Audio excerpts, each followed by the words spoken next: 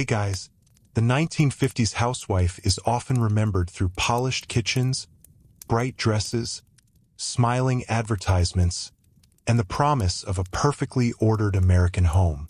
But behind that cheerful image was a life that could be lonely, exhausting, tightly controlled, and far more complicated than the glossy magazines suggested. Tell me where you're watching from, and what quiet corner of history you'd like us to explore next. If you enjoy thoughtful long-form history, a like is a simple way to support this kind of work.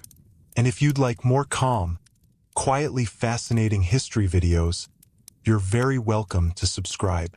So tonight, let's step gently behind the front door of 1950s America, into the house that was supposed to be a woman's kingdom, and ask what it really costs to keep that kingdom shining. At first glance, the American housewife of the 1950s seems almost too familiar. She appears in old advertisements with a spotless apron, a freshly set table, and a smile that never quite reaches the tired parts of the face. She stands beside a new refrigerator as if modern life has finally solved every domestic problem. She leans over a washing machine with the calm confidence of someone who has been handed freedom by technology. She welcomes her husband home at the end of the day, not as a person with her own exhaustion, but as part of the home itself, polished and ready. But that image was not simply a reflection of daily life. It was an argument. It was a vision being sold, repeated, and trained into people until it began to feel natural.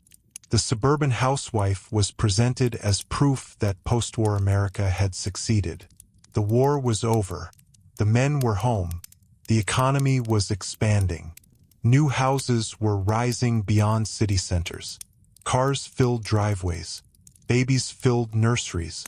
Appliances filled kitchens. And women, who had worked in factories, offices, farms, and wartime industries during the 1940s, were now encouraged to find their highest purpose inside the private home. To understand the reality, we have to move slowly, because the story is not as simple as saying every woman was trapped or every home was unhappy. Some women did find meaning in marriage, children, domestic skill, and neighborhood life. Many took pride in keeping a household running. Many loved their families deeply.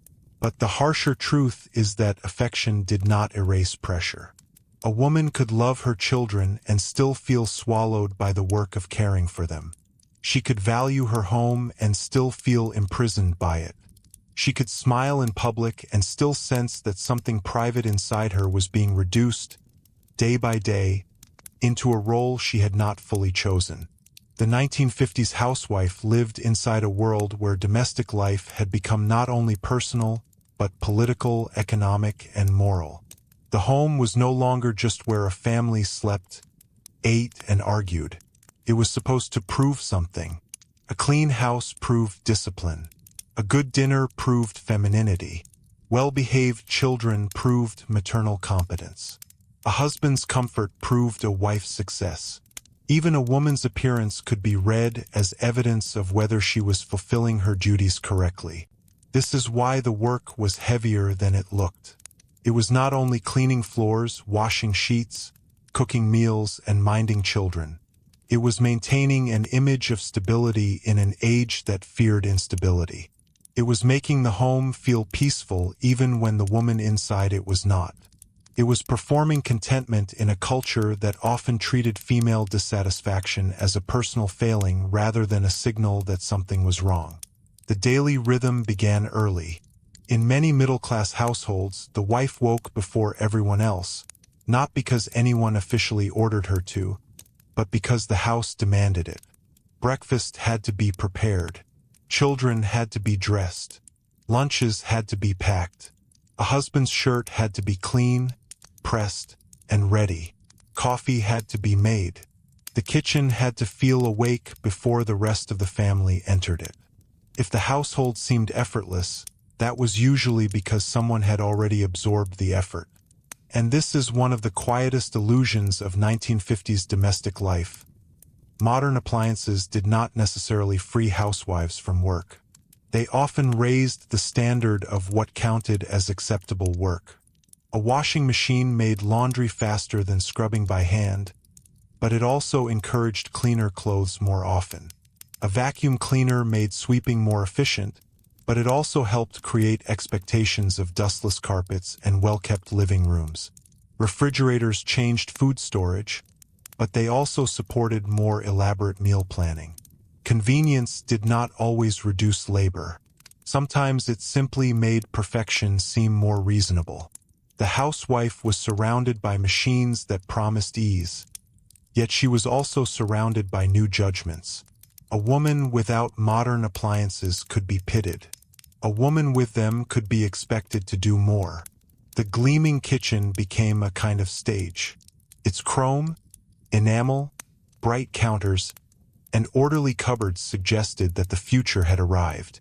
But the future still needed someone to wipe it down, polish it, refill it, and make it look effortless before visitors came. The pressure extended into food. A good housewife was not only expected to feed her family. She was expected to nourish, please, budget, vary, and present. Cookbooks, women's magazines, and advertisements offered endless advice on how to make meals attractive, economical, modern, and pleasing to a husband's taste. The dinner table became a small theater of competence. A casserole was not just a casserole. It could be a sign that a woman was practical. Cake could show care. A balanced meal could prove responsibility.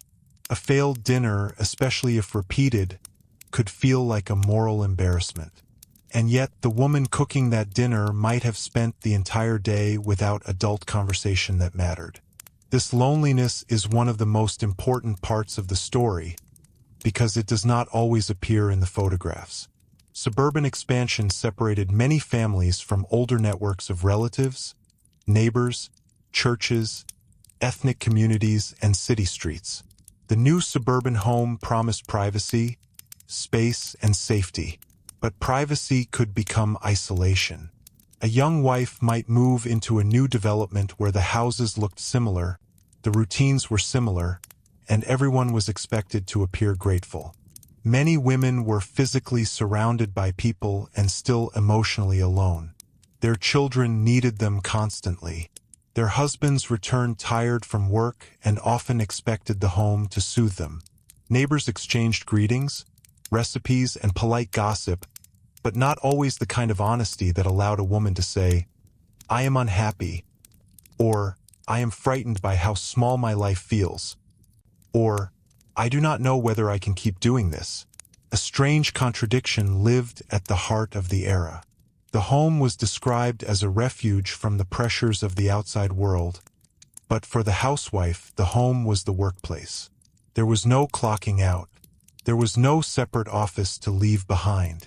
The sink, the crib, the stove, the laundry basket, the ironing board, the grocery list, the school notice, the dust on the shelf, all of it remained nearby, always capable of calling her back into duty.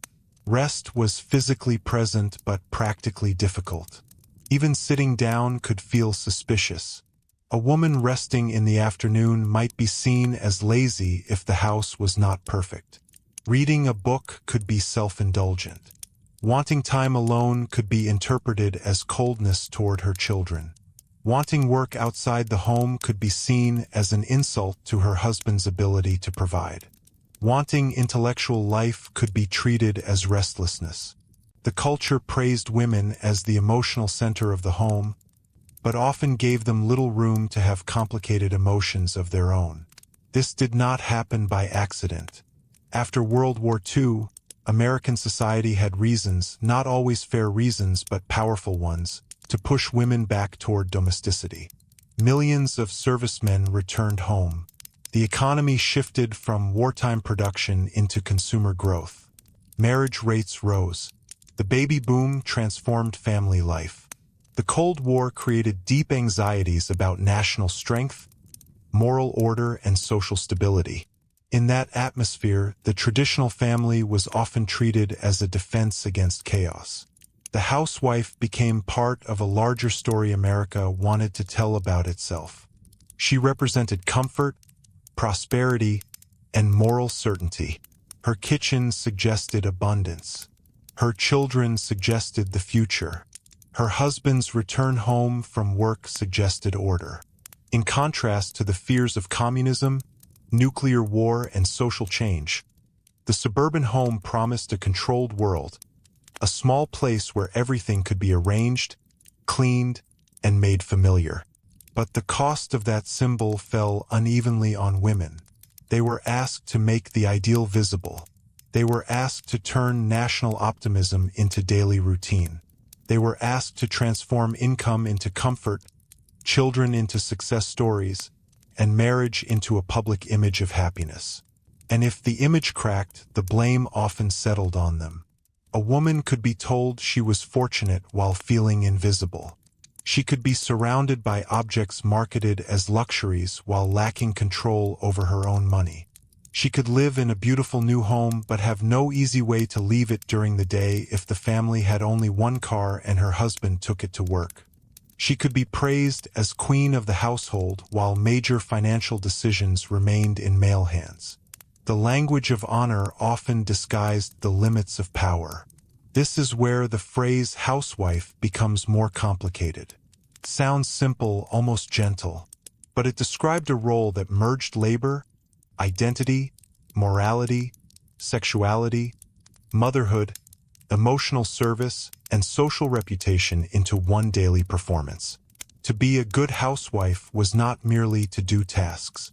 It was to become a certain kind of woman. That kind of woman was expected to be cheerful, attractive, patient, sexually available within marriage, devoted to children, skilled in domestic management, respectful of male authority, and socially pleasant. She had to keep up with household standards without seeming bitter about them.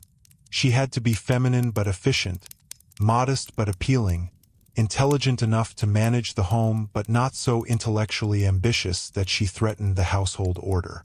And the rules were full of traps. If she neglected her appearance, she risked being seen as failing her husband. If she cared too much about her appearance, she could be judged as vain. If she disciplined her children too harshly, she was cold. If she was too gentle, she was weak. If she wanted help, she was complaining. If she endured silently, people assumed she was content. The burden became even heavier because experts were everywhere. Pediatricians, psychologists, advice columnists, marriage counselors, advertisers, ministers, and magazine writers all had opinions about what a wife and mother should be. Some advice was useful. Much of it placed responsibility for family happiness almost entirely on women. If a child struggled, the mother might be blamed. If a husband strayed, the wife might be asked what she had failed to provide. If a marriage felt strained, she might be told to become more understanding, more attractive, more patient, more skilled at keeping peace. This constant advice created a strange form of surveillance. A woman did not need someone watching her every minute. The standards had already entered the house through magazines, radio, television, church talks, neighbors, schools, and family expectations. She could measure herself against them while folding laundry. She could feel inadequate while looking at an advertisement. She could compare her kitchen, her figure, her children, her marriage, and her mood to an ideal that almost no one actually lived. Television made this ideal even more powerful. Sitcom families presented domestic life as tidy, gentle, humorous, and ultimately secure. Problems were usually small enough to solve within half an hour. Mothers were calm. Fathers were respected. Children learned lessons. The home restored itself. Real households, of course, were not edited that way. Money worries did not vanish after a clever conversation. A baby did not stop crying because the scene needed to end. A woman's private disappointment did not resolve neatly before the credits. Still, those images mattered. They taught viewers what normal should look like. They made the messy parts of domestic life feel like personal failures. If a woman's living room was cluttered, if her marriage felt cold, if she was bored by repetitive chores, if motherhood left her exhausted rather than fulfilled, the culture did not easily give her language for that. It offered instead the smiling housewife, the grateful mother, the efficient homemaker, the woman who had everything and knew better than to ask for more. But the private evidence tells another story. Letters, memoirs, oral histories, and later social research show many women wrestling with restlessness, depression, fatigue, and a sense of confinement. Some could not name what they felt. Others named it quietly. They loved their families, yet felt their minds narrowing.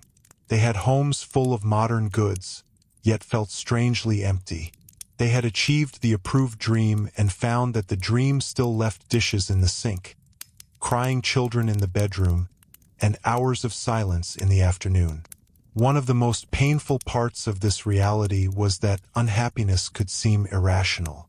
A woman living in a new house with appliances, children, a working husband, and social respect might ask herself what right she had to feel dissatisfied. Compared with the hardships of the Depression or the war years, her life could look comfortable. Compared with women doing underpaid labor in factories, fields, or domestic service, she might appear privileged. And in many ways, some housewives were materially better off than women in poorer households. But comfort is not the same as freedom, and material security does not erase emotional confinement. This is one of the deeper truths modern viewers often miss. The brutality of 1950s housewifery was not always visible as dramatic cruelty. Often it was slow, polite, and ordinary. It lived in the shrinking of options. It lived in the expectation that gratitude should silence frustration. It lived in the way a woman's life could be praised while her inner life was ignored.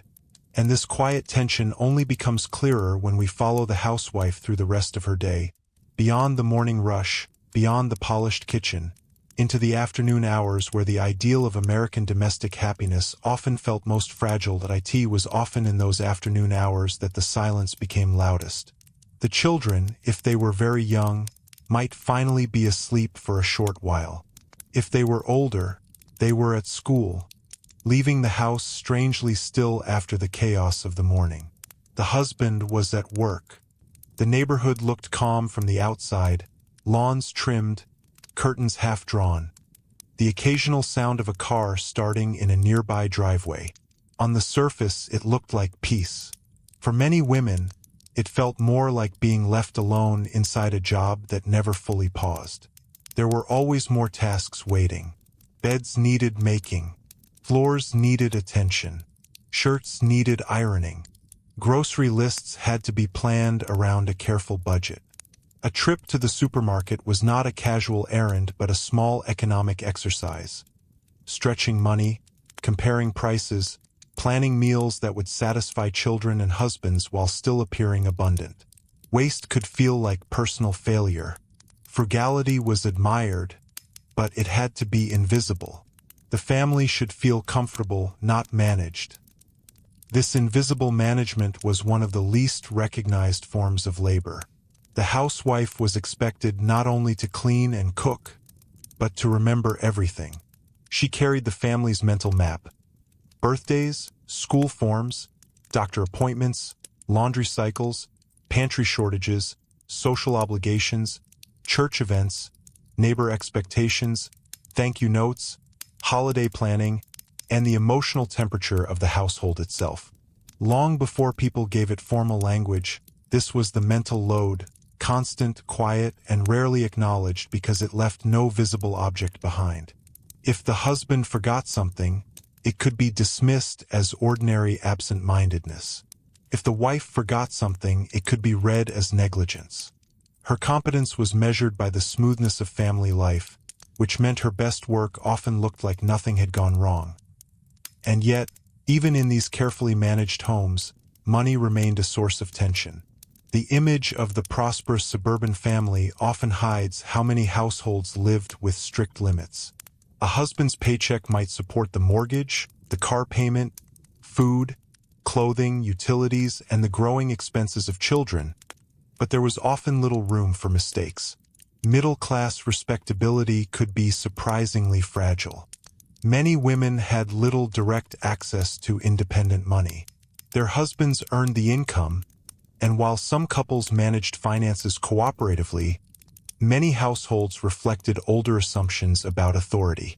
A wife might receive housekeeping money, grocery money, or a set allowance rather than equal financial control.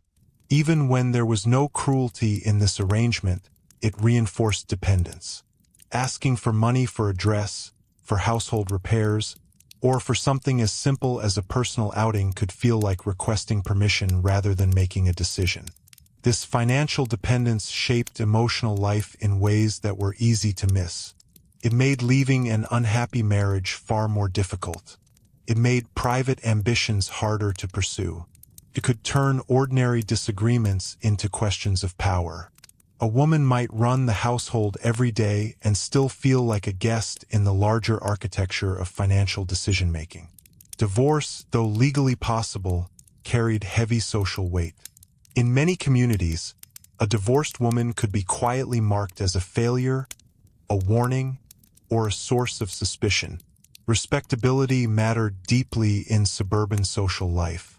People watched each other gently but constantly. The state of your lawn, the behavior of your children, the friendliness of your marriage, even the frequency of your husband's absence. All of it could become neighborhood knowledge. This meant many women learned to perform stability even when stability was weakening. A marriage could be cold, resentful, or quietly unhappy while still appearing successful at a dinner party. The husband came home.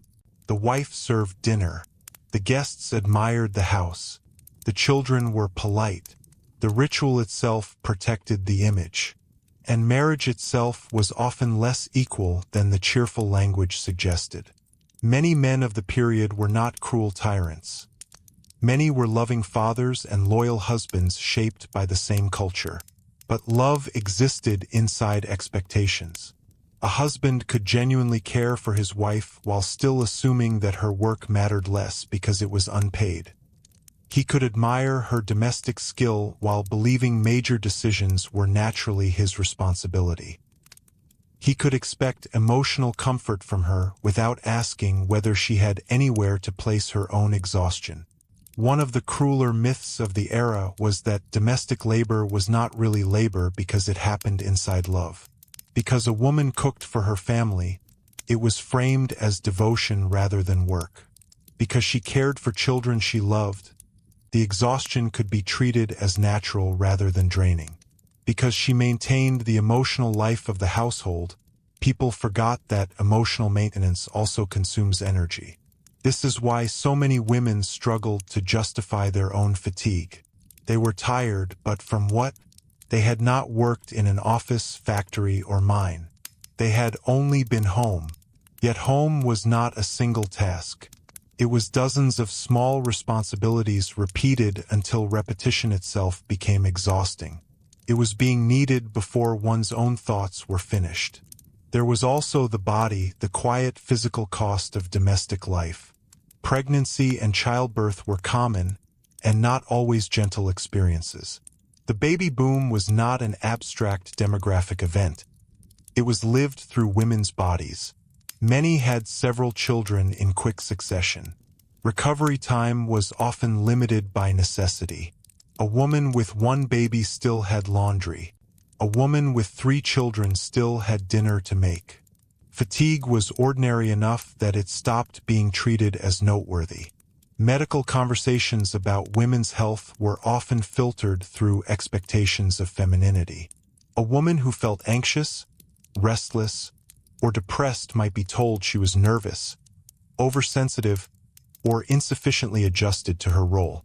By the late 1950s and into the following decades, tranquilizers would become increasingly common, not because women were mysteriously weak, but because the culture often medicated the symptoms rather than questioning the structure producing them. Even before medication, there was a quiet emotional discipline expected of women. Anger was difficult to express respectably. Open resentment threatened the image of the good wife.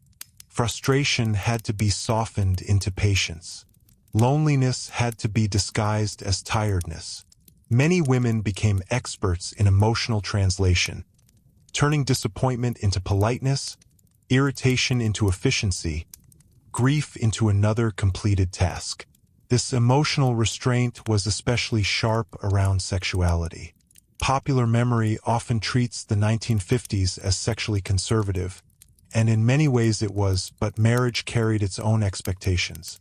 A wife was expected to remain attractive, to preserve romance, and to support her husband's needs, often without much public language for her own desire or dissatisfaction.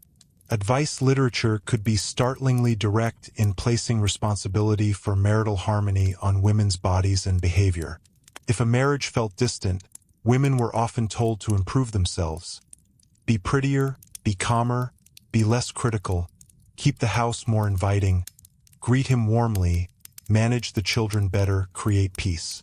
Structural inequality was translated into personal self-improvement. The solution was rarely to ask more of men, but to ask women to become better at absorbing imbalance. And yet women were not simply passive victims of this world. They negotiated it constantly. They formed friendships, private jokes, small rebellions, and informal support systems. Coffee with a neighbor could be more than social politeness. It could be emotional survival. Church groups, bridge clubs, parent associations, and neighborhood conversations sometimes created spaces where women could quietly admit that the perfect house was not producing perfect happiness. These friendships mattered because they challenged the most isolating lie, that personal dissatisfaction was a private failure rather than a shared condition. A woman hearing another woman confess boredom or frustration might realize she was not defective. She was living inside a narrow definition of success. Some women sought paid work, though this carried its own social complexity. Working-class women had often worked continuously because they had to. For many middle-class white suburban women, however, paid work after marriage could be interpreted as financial necessity or, worse in some circles, as evidence that the husband was failing as provider. Respectability was tied to the image of the stay-at-home wife. Still, reality was stubborn. Some women needed income. Some wanted adult conversation, professional identity, or simply proof that they still existed outside domestic service. Teaching, nursing, clerical work, retail, and part-time jobs became important spaces, though often limited by childcare expectations and cultural judgment. A woman working outside the home might be praised for helping financially and criticized for neglecting her children in the same week. Education added another layer of contradiction. Many women were encouraged to attend college, but often with an unspoken purpose. Not necessarily to build a lifelong career, but to become a more desirable wife. Higher education could function as polish rather than independence. A bright young woman might be praised for intelligence, then expected to fold that intelligence neatly into domestic life rather than public ambition. This tension would later become one of the central cracks in the 1950s ideal. Women who had been taught to think, study, organize, and imagine larger lives did not always find complete fulfillment in endless repetition of domestic perfection. They were not ungrateful. They were often confronting a genuine mismatch between their capacities and the narrow script offered to them. Race, of course, made the picture far more complicated than the popular suburban image suggests. The idealized white middle-class housewife shown in magazines and television was not the universal American woman. Black women, immigrant women, working-class women, rural women, and domestic workers often lived very different realities. Many could not afford the luxury of staying home at all. Some were working inside other people's homes, cleaning and caring for children while their own domestic burdens waited elsewhere. The polished suburban ideal depended partly on whose labor was visible and whose was ignored. A white middle-class woman might be praised for maintaining a home, while another woman, poorly paid and socially overlooked, made parts of that maintenance possible. The mythology of domestic perfection was never evenly distributed. Even within suburbia, children themselves could complicate the ideal. Motherhood was idealized so intensely that admitting difficulty could feel almost forbidden. Yet raising children was not a permanent state of sweetness. It was noise, illness, mess, worry, school struggles, sibling fights, financial strain, and the exhausting repetition of being needed every hour.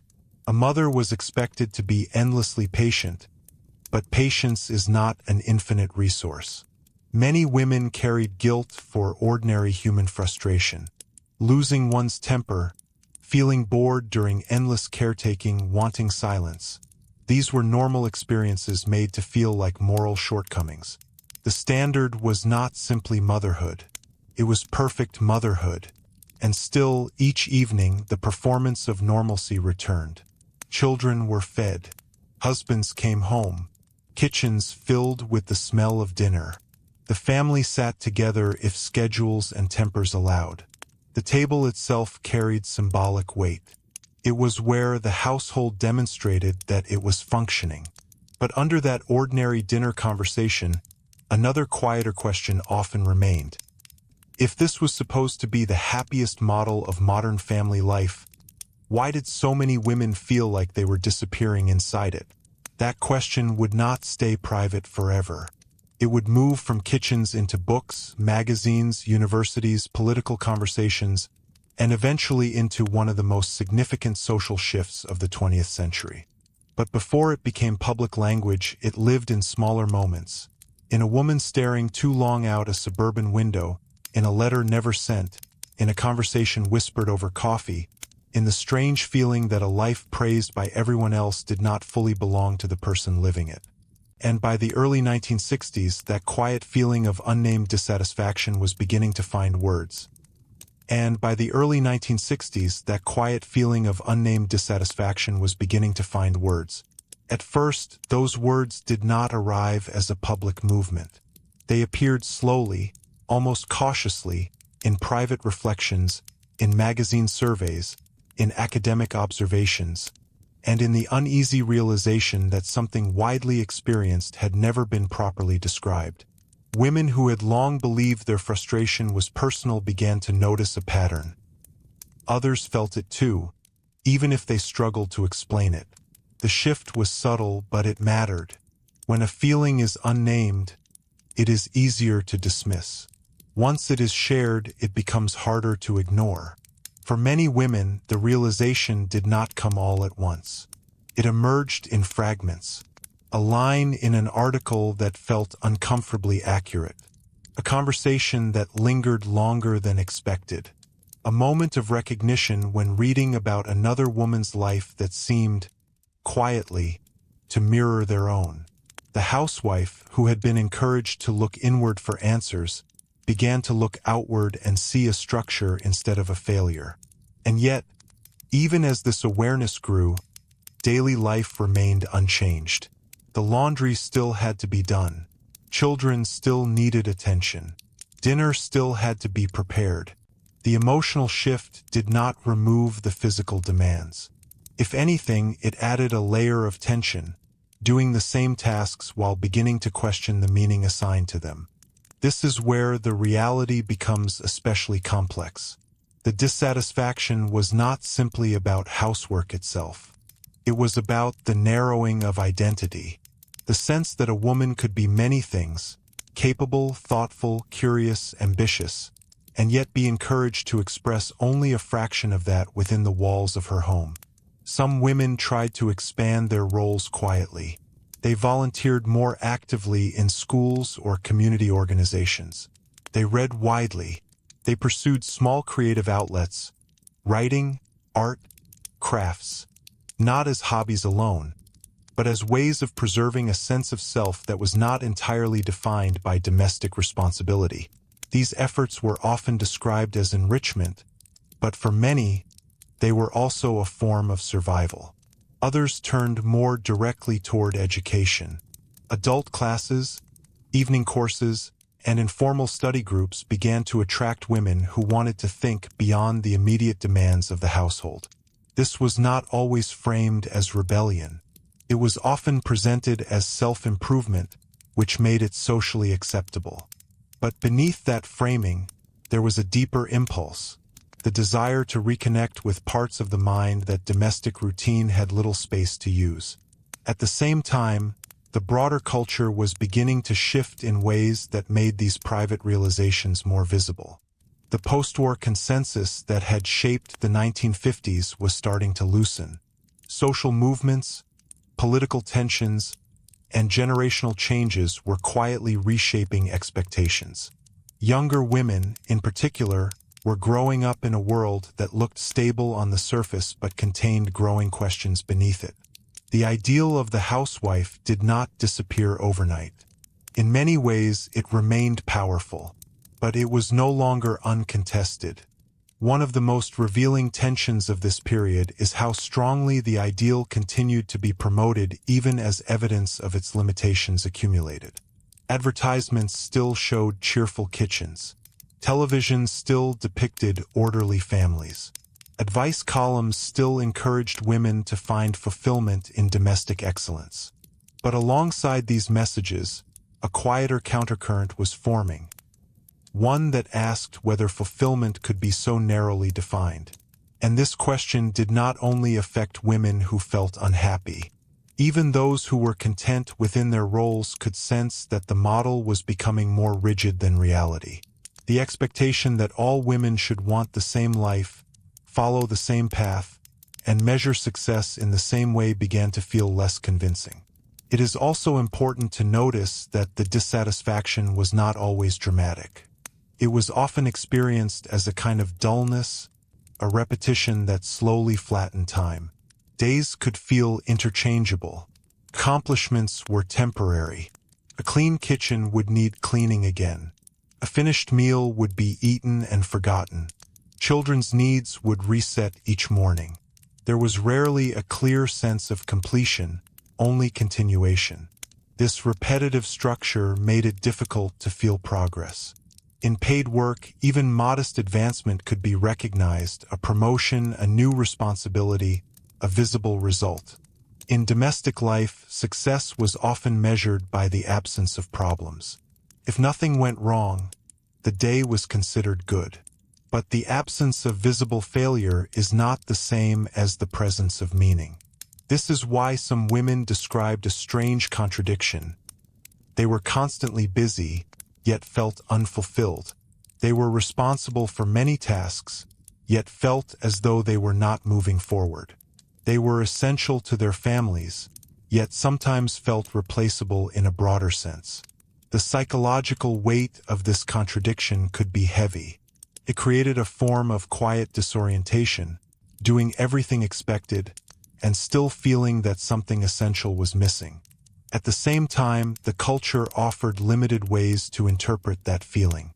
Without a shared language, dissatisfaction could be misread as ingratitude. A woman who questioned her role risked being seen as rejecting her family, her husband, or her children. The stakes of speaking openly were high, so many women learned to speak carefully, if at all. This caution extended into marriage itself. As the idea of dissatisfaction began to circulate more widely, it introduced new tensions between husbands and wives. Some men were sympathetic, willing to listen, even supportive of change. Others felt threatened, interpreting their wives' dissatisfaction as a personal criticism rather than a structural issue. Conversations that might have led to mutual understanding sometimes hardened into defensiveness. And yet, even within these tensions, small adjustments began to appear. Some couples experimented with more shared decision-making. Some husbands became more involved in childcare, though this was far from universal. Some families reconsidered assumptions about work, education, and independence. These changes were uneven and often limited, but they suggested that the rigid boundaries of the 1950s model were not entirely fixed. One of the most significant shifts came from the gradual reappearance of women in the workforce. not in overwhelming numbers at first, and not without resistance, but enough to begin altering expectations. A woman working outside the home was no longer automatically seen as an exception. She could be part of a growing pattern. This shift was driven by many factors. Economic necessity played a role, especially as consumer expectations rose. Education played a role, as more women had skills and aspirations that extended beyond domestic life. Personal desire played a role, as women sought independence, recognition, and variety. And cultural change played a role, as the idea of what a woman's life could include began to expand. But entering the workforce did not immediately resolve the underlying tensions. Many women found themselves carrying a double burden: paid work outside the home and unpaid work inside it. The expectations of domestic perfection did not disappear simply because a woman had a job. Instead, she was often expected to do both, managing two sets of responsibilities that did not always align. This is another important twist in the story. The problem was not solved by simply adding options. It required rethinking the distribution of responsibility itself. Without that deeper change, new opportunities could coexist with old pressures, creating a different kind of strain. As the early 1960s continued, the private dissatisfaction that had once been difficult to articulate began to move into more public forms. Writers, researchers, and commentators started to examine the gap between the ideal and the reality. They did not always agree on causes or solutions, but they helped make the experience visible. Visibility changed the conversation. What had once been isolated could now be recognized as shared. What had once been dismissed as personal weakness could now be discussed as a social condition. This did not immediately transform daily life, but it altered the framework within which daily life was understood. And as that framework shifted, it became possible to ask questions that would have seemed uncomfortable only a few years earlier. What does fulfillment actually mean? Who defines it? Why should one model of life be treated as universal? What happens when a role that appears stable on the surface does not fit the person living inside it? These questions did not erase the past. The routines of the 1950s housewife did not vanish. The expectations remained powerful, but the certainty surrounding them began to weaken. And perhaps most importantly, women themselves began to see that the life they had been told was complete might, in fact, be only one version of what was possible. That realization would not stay contained for long. Once people begin to question what has been presented as natural, the ordinary world starts to look different. The kitchen is still the same kitchen. The laundry basket still fills. Children still need breakfast, shoes, attention, and patience. But the meaning of those routines begins to shift when a woman no longer sees them as the full boundary of her life. By the early 1960s, this change in perception was moving quietly through suburbs, cities, campuses, and workplaces. It was not always loud enough to be called a movement yet. Often it looked like hesitation. A woman applying for a job she had once assumed she should not want. A wife asking to return to school. A mother admitting, perhaps for the first time, that she loved her family and still wanted something more than domestic competence. That sentence, something more, was both simple and dangerous, because the 1950s ideal had not only offered a model of womanhood, it had made moral promises. It suggested that if a woman followed the rules, married well, kept a beautiful home, raised children properly, remained cheerful, preserved femininity, she would arrive at fulfillment. To say that fulfillment had not arrived was not merely to describe disappointment. It was to question the promise itself. And when promises of social order are questioned, societies rarely respond calmly at first. Many critics of changing gender expectations argued that dissatisfaction itself was the problem. They warned that too much ambition would make women unhappy, that careers would damage children, that independence would weaken marriage, that questioning domestic roles would create selfishness rather than freedom. The fear was not only about individual households. It was about the family as a symbol of national stability. In Cold War America, family life carried ideological weight. The stable suburban household was often presented as evidence that American democracy produced prosperity and moral order. Against the perceived threat of communism, domestic harmony became almost patriotic. The smiling housewife in a clean kitchen was not just selling detergent. She was part of a larger national self-image. This made criticism of domestic life feel, to some people, like criticism of the country itself. And yet the contradiction remained. If the system was so perfect, why did it require so much performance? Why did happiness need to be advertised so aggressively? Why did so many women feel guilty for feelings they had been taught they should not have? These questions were sharpened by a growing body of writing that treated female dissatisfaction not as a private weakness, but as something structural. Women were not simply failing to appreciate comfort. They were confronting a social design that had narrowed adulthood into one approved path. One of the most powerful parts of this shift was that it restored seriousness to women's interior lives. Feelings that had been dismissed as mood, nerves, or ingratitude were increasingly treated as evidence worth examining. Boredom mattered. Restlessness mattered. Intellectual hunger mattered. The emotional life of the housewife was no longer just background noise beneath domestic order. It was becoming part of the historical story itself.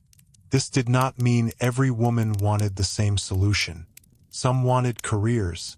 Some wanted more equal marriages. Some wanted recognition of domestic labor rather than escape from it. Some wanted education, political participation, or simply the right to define success for themselves. The point was not that one model replaced another. It was that the assumption of only one acceptable model was beginning to break. There is a temptation, looking backward, to imagine this transition as clean and obvious. It was not. Change arrived unevenly and often with contradiction. A woman might believe in greater independence and still feel deep loyalty to traditional motherhood. She might resent domestic confinement and still fear social judgment if she stepped outside it. She might want paid work and feel guilty for wanting it. She might criticize the ideal while still measuring herself against it. Human lives are rarely neat ideological statements. They are mixtures of habit, love, fear, pride, necessity, and imagination. The 1950s housewife did not simply wake one morning and become a symbol of social transformation. She lived through confusion first, and that confusion often showed itself most clearly in marriage. As women's expectations shifted, many marriages entered unfamiliar territory.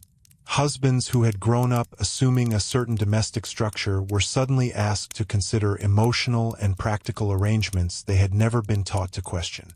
Wives who had spent years translating dissatisfaction into silence were beginning, carefully, to speak.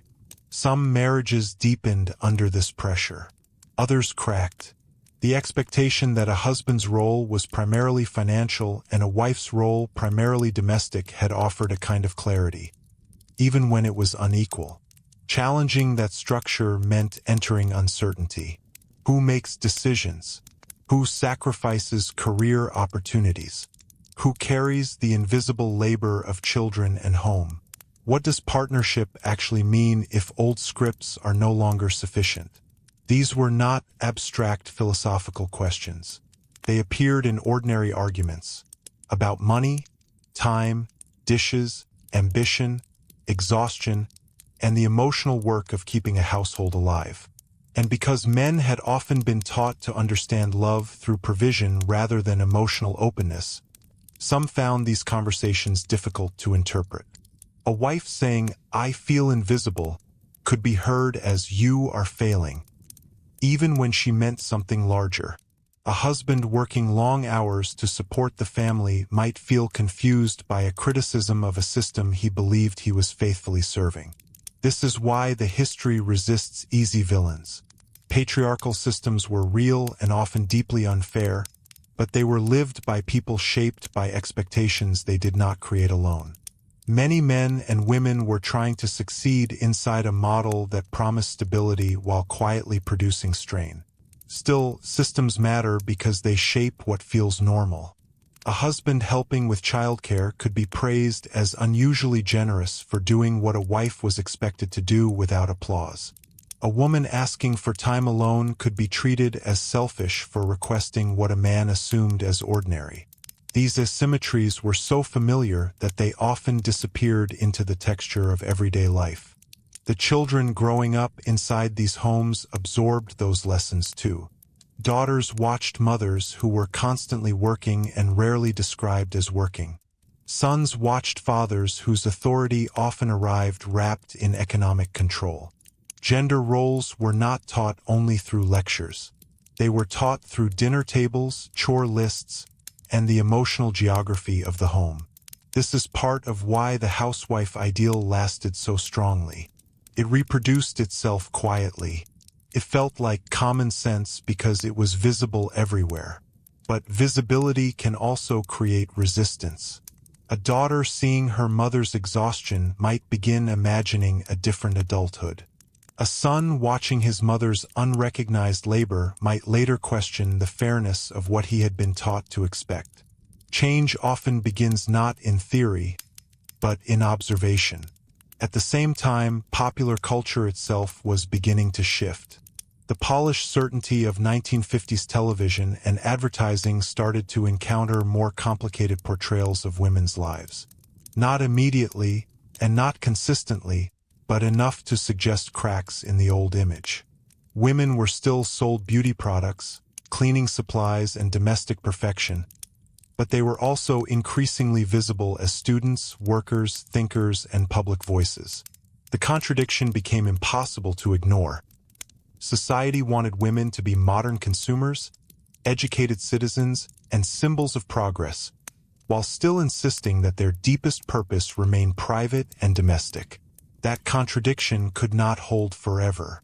Even the architecture of suburbia began to reveal its limits. The very neighborhoods built to represent post-war success sometimes produced the isolation they were meant to cure. Streets full of similar houses created community, but also comparison. Privacy protected families, but it could also trap unhappiness behind closed doors. The suburban ideal assumed that comfort and conformity would naturally produce contentment. It underestimated how much human beings also need autonomy, recognition, and room for self-definition. And beneath all of this was time, the slow, powerful fact that a woman's life is long. This may sound obvious, but it mattered deeply. The 1950s ideal often treated female adulthood as if it were a sequence of roles: bride, mother, caretaker. But what happened after the children grew older? What happened to the decades of intelligence, energy, and identity that remained? What happened to women whose inner lives could not be fully contained by the role of cheerful domestic center? Many women reached middle age and discovered that the role which had once defined them no longer explained who they were. Children became more independent. Husbands remained focused on work. The house stayed standing without needing to be the center of personal meaning. And in that space, questions returned. Who am I when I am not actively serving everyone else? It is one of the quietest and most profound questions in modern social history. For some, the answer led to education, activism, work, art, friendship, or reinvention. For others, it arrived through grief, realizing how much time had passed under assumptions they had never chosen. For many, it was both. And this is where the phrase, "the brutal reality," becomes clearer. The brutality was not always dramatic suffering. It was the slow compression of possibility. It was being told that adulthood had already been fully defined for you. It was the insistence that gratitude should replace self-examination. It was the quiet theft of imagination. A woman could be surrounded by comfort and still feel that something essential had been denied. Not because domestic life had no value, but because value had been turned into obligation, and obligation into identity. By the middle of the 1960s, these tensions were becoming harder to contain within private life alone. Conversations about marriage, work, education, and equality were moving outward, into journalism, law, politics, and public argument. The housewife was no longer only a private figure in a suburban kitchen. She had become part of a national conversation about what freedom actually meant. And that conversation would soon force America to confront an uncomfortable possibility. Perhaps the problem had never been that women were failing at the role of perfect housewife, but that the role itself had been far too small, and that conversation would soon force America to confront an uncomfortable possibility. Perhaps the problem had never been that women were failing at the role of perfect housewife, but that the role itself had been far too small. Once that idea entered public discussion, it changed the emotional landscape of ordinary homes. A woman standing at her kitchen sink in 1963 was still washing dishes much as she had been in 1953. The plates were the same. The soap, the warm water, the repetition of the task. None of that had changed. But history is often transformed not by the disappearance of routine, but by a shift in what people believe those routines mean. 10 years earlier, frustration inside domestic life was often interpreted as personal weakness. By the early 1960s, it was increasingly possible to ask whether the weakness belonged elsewhere, in the social expectations themselves. This change was strengthened by a growing willingness to speak plainly about the emotional cost of suburban domesticity. Women who had once described themselves only as tired began to describe themselves as restless. Women who had quietly accepted loneliness began to question why adulthood was supposed to feel so isolated. Women who had been told they were lucky began to ask whether luck should feel so much like confinement. One of the reasons this mattered so deeply was that post-war domestic culture had not merely assigned women tasks. It had assigned them meaning. A woman was told that motherhood, marriage, and homemaking were not simply parts of life. They were supposed to be the center of her identity. To challenge that arrangement was to risk being seen as unnatural, selfish, or morally suspect. This moral language was powerful because it made structural questions feel like personal guilt. A woman wanting work outside the home was not just pursuing employment. She might be accused of neglecting her children. A woman wanting more equal partnership in marriage was not simply asking for fairness. She could be portrayed as rejecting femininity itself. A woman questioning domestic perfection was not merely dissatisfied. She risked being seen as ungrateful. That burden of moral interpretation kept many women quiet for years. But silence becomes harder to maintain when too many people are carrying the same private thought. Books, articles, and social research helped create a shared vocabulary, but so did something simpler: comparison. Women looked around and noticed how often their private disappointments repeated across different homes. Different husbands, different suburbs, different churches, different kitchens, and yet the same strange sense of incompleteness. This repetition suggested that the problem was not character. It was design. And design can be changed. Still, change always meets resistance, especially when old arrangements benefit from appearing natural. Many institutions were slow to respond. Employers still assumed married women were temporary workers at best. Universities often treated female education as secondary to eventual marriage. Laws around credit, property, and financial independence still reflected assumptions of male authority. Even when social attitudes softened, formal structures often remained stubbornly old-fashioned. A married woman might be trusted with the entire emotional architecture of a household and still struggle to open financial accounts independently. She could organize the lives of 5 people and still be treated as legally or economically secondary. The contradiction was so ordinary that many people barely noticed it. Marriage law itself could quietly reinforce dependence. In many households, a wife's economic survival was deeply tied to staying married, whether the marriage was loving, difficult, or quietly painful. Leaving was not just an emotional decision. It could mean social exile, financial instability, and public judgment. This made endurance look like virtue, even when endurance required the constant shrinking of self. And not all marriages were merely unequal in subtle ways. Some were openly unhappy, controlling, or abusive, hidden behind the protective image of respectable family life. The ideal of the cheerful suburban household could make suffering harder to name. If the culture insisted that the home was the safest place, then admitting fear inside it became even more difficult. A woman in that position faced a particularly cruel paradox. The very values meant to protect family stability, privacy, respectability, loyalty, patience, could also trap her inside harmful circumstances. To preserve appearances was often treated as nobility. To leave could be treated as failure. Again, the brutality was often quiet. It lived in the expectation that women should absorb discomfort gracefully. It lived in how much pain could be hidden inside politeness. And yet, even within these constraints, women kept creating spaces of resistance that did not always look like resistance at first. Friendship remained one of the most powerful.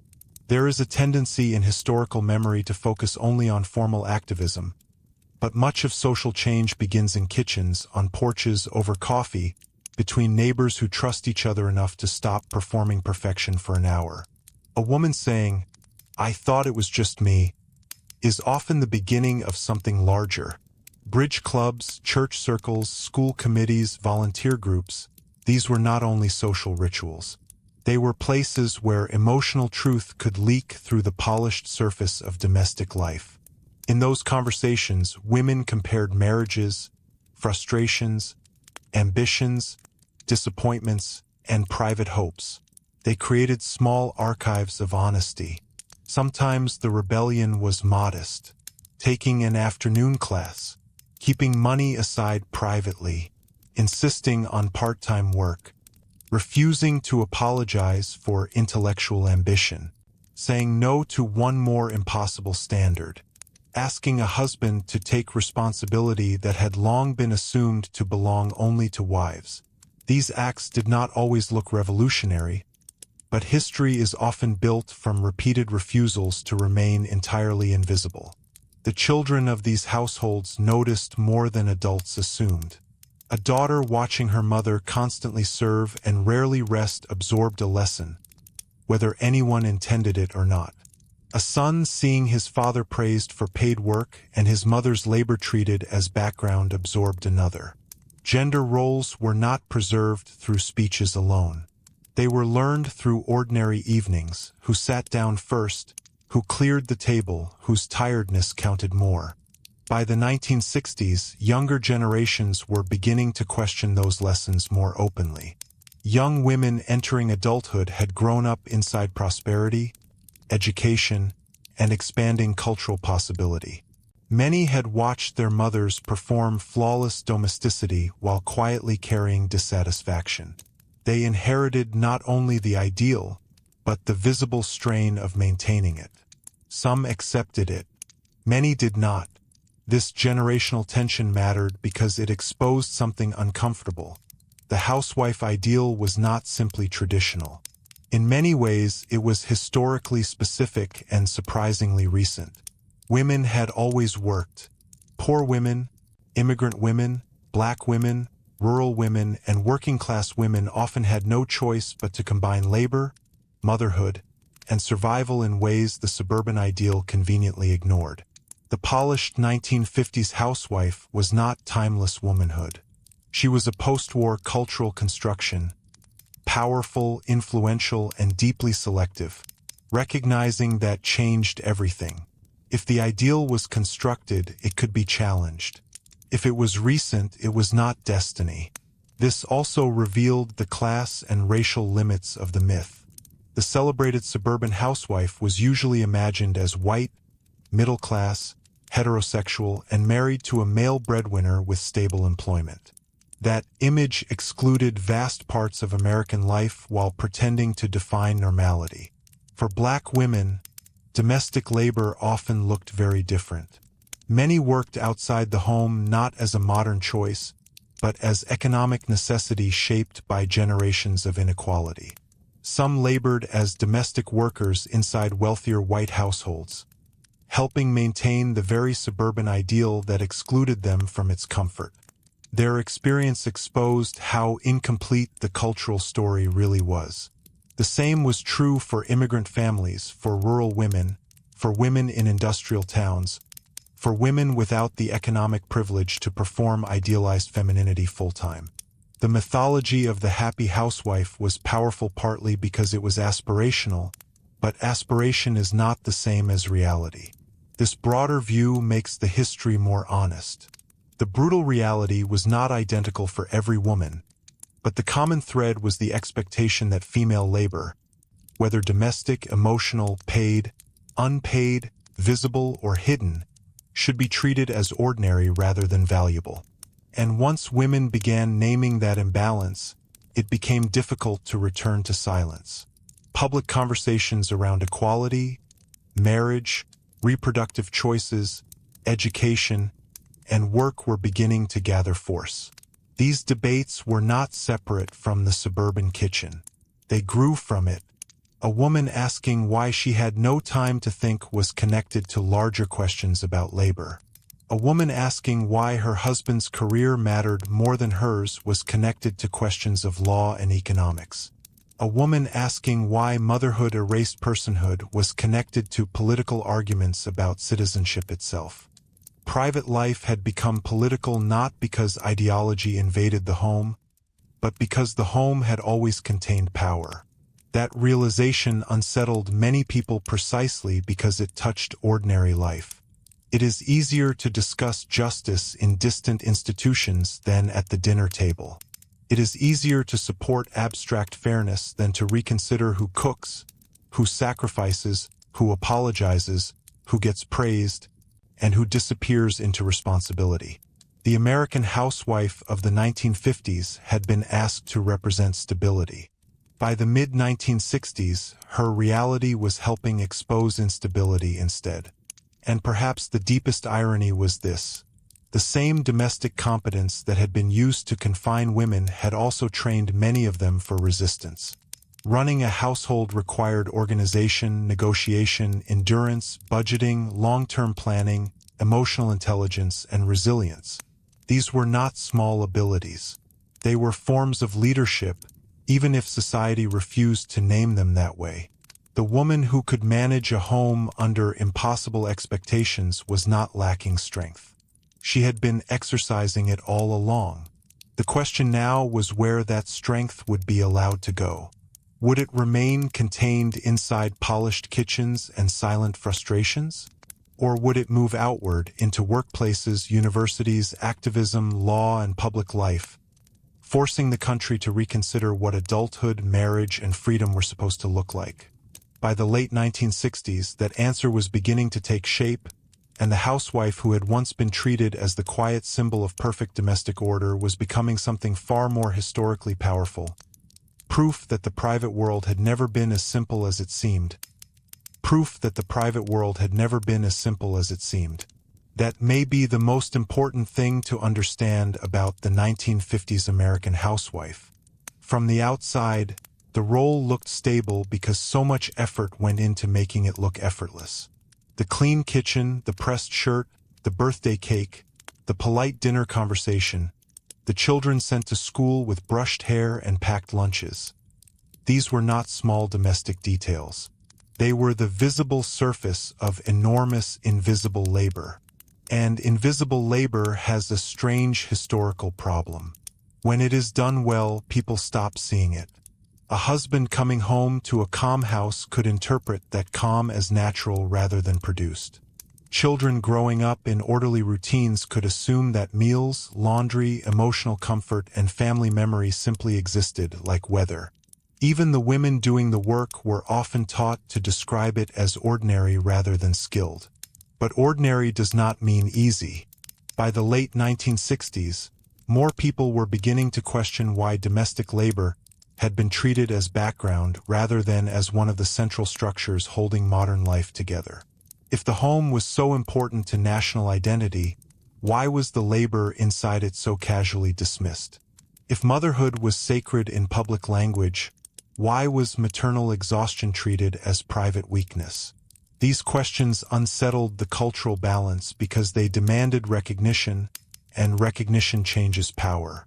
To recognize labor is to ask who benefits from it, who controls it, and who is expected to perform it without complaint. For decades, much of the emotional architecture of American family life had rested on the assumption that women would quietly absorb what others could not. They would remember the birthdays, soften the arguments, notice the sadness in a child before anyone else did, smooth over social embarrassments, care for aging parents, maintain kinship ties, preserve holiday rituals, and carry the subtle emotional maintenance that kept families functioning. This work rarely appeared on tax forms or job titles, but without it, many households would have collapsed into visible disorder. The emotional labor of the housewife was perhaps even harder to explain than the physical work. It required intuition, anticipation, and self-erasure. A woman was often expected to notice everyone else's moods while making her own needs small enough not to disturb the atmosphere. Peace in the household was frequently treated as her responsibility, even when the causes of tension came from elsewhere. If the husband was stressed, she was expected to soothe. If the children were unhappy, she was expected to understand. If family gatherings were awkward, she was expected to repair the emotional climate. Her success was measured not only by what she did, but by what conflicts never fully surfaced. This expectation created a quiet exhaustion that many women struggled to explain because it did not look like work. You could not point to it the way you could point to a pile of laundry. It lived in vigilance, the constant emotional scanning of a family's needs. And like all forms of invisible labor, it became most obvious only when it stopped. A missed birthday, a forgotten school event, a husband discovering he does not know where anything is, a child realizing the house feels different when mother is ill. These moments revealed how much had always depended on the person whose work was easiest to overlook. There is a painful irony here. The better a woman performed domestic life, the easier it was for others to believe she was simply suited for it. Skill was mistaken for nature. Endurance was mistaken for preference. Competence was mistaken for contentment. The housewife was often praised not for effort, but for appearing effortless. That expectation shaped appearance as well. Beauty standards in the 1950s and early 1960s were not separate from domestic ideals. They were deeply connected to them. A woman was expected to remain attractive not as a personal choice alone, but as part of maintaining the household's emotional and social order. Advice literature often suggested that a wife should greet her husband looking pleasant, composed, and feminine, even if she had spent the day managing children, cleaning bathrooms, and surviving on interrupted thoughts. Looking tired could be interpreted as letting oneself go. Looking too polished could be interpreted as vanity. The balance was narrow and exhausting. Even clothing carried moral signals. A respectable suburban woman was expected to look put together, but never threateningly ambitious. She should be appealing but not too independent. Stylish but still domestically trustworthy. Femininity was treated almost like household decoration, part of the atmosphere of stability. This may sound superficial, but it was not. Appearance was tied to marriage, social standing, and self-worth. A woman who failed to maintain the expected image risked judgment not only about beauty, but about discipline, morality, and even maternal competence. Again, the rules were full of contradictions. Be attractive but not demanding.